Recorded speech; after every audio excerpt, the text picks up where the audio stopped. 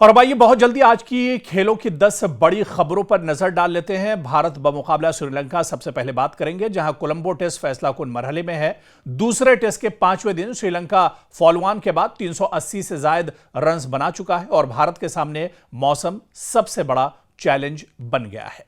उधर श्रीलंका के सोनाल डेनुशा की शानदार मज़ाहमत, यानी डेनुशा ने भारत के खिलाफ दूसरी इनिंग्स में सेंचुरी के करीब पहुंचकर श्रीलंका की शिकस्त मौखर कर दी है। यानी जो हार श्रीलंका पर मंडरा रही थी वो अब थमती हुई रुकती हुई नजर आ रही है।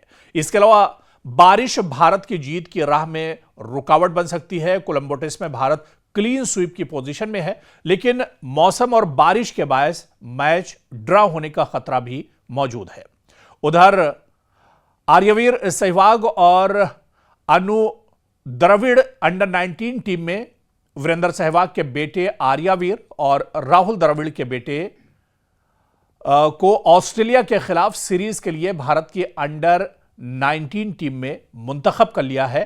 जो दो भारतीय सीनियर खिलाड़ियों के लिए, यह साबिक जो क्रिकेटर्स हैं टीम इंडिया के लिए, सहवाग और द्रविड़ की फैमिली के लिए एक बहुत अच्छी खबर है। उधर अर्शदीप सिंह का तीनों फॉर्मेट्स खेलने का अज़्म है। भारतीय फास्ट बॉलर अर्शदीप ने कहा है कि वो टेस्ट समेत तीनों फॉर्मेट्स में भारत की नुमाइंदगी करना चाहते हैं।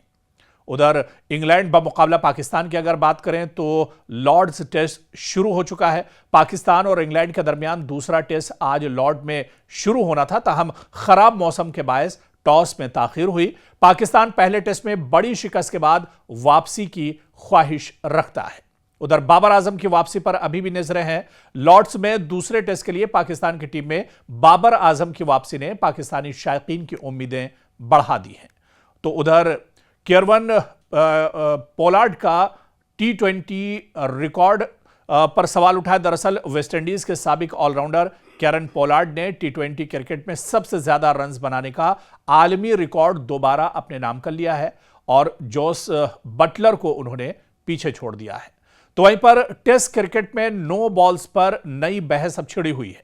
श्रीलंका के खिलाफ दूसरे टेस्ट में भारतीय स्पिनर्स की जानिब से 10 नो बॉल्स के बाद बॉलिंग कोच सराज बहुतुल्ले ने मजाकन टेस्ट क्रिकेट में भी फ्री हिट मुतारिफ कराने की तजवीज दे दी है। और इस बीच खवातीन एशिया कप की तैयारियां भी उरूज पर हैं। खवातीन एशिया कप 2028 अगस्त से शुरू हो रहा है।